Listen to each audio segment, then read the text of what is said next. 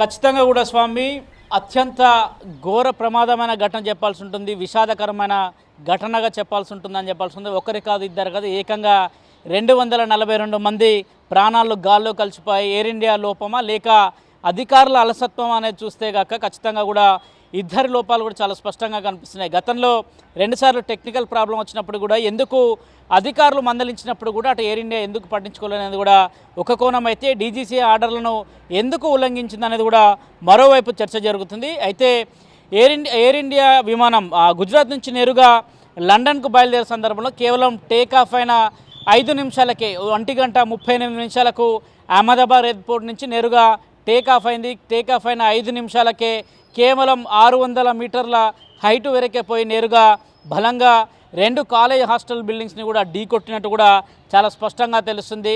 Pilot అత్యంత senior అయినప్పటికీ కూడా కంట్రోల్ చేయలేని పరిస్థితి, టెక్నికల్ సమస్య అత్యంత క్లిష్టంగా ఉన్నదనేది కూడా చాలా స్పష్టంగా అర్థమవుతుంది. ఇద్దరు కో పైలట్లకి, ప్రధానంగా పైలట్ కావచ్చు, పైలట్తో పాటు ఉన్న మరో కో పైలట్ కూడా అత్యంత సీనియర్లు, 100 గంటల పాటు కూడా విమానాన్ని నడిపిన వారికి అనుభవం ఉంది. కానీ కొంత టెక్నికల్ సమస్య ఏర్పడింది అనేది కూడా చాలా స్పష్టంగా అర్థమవుతుంది.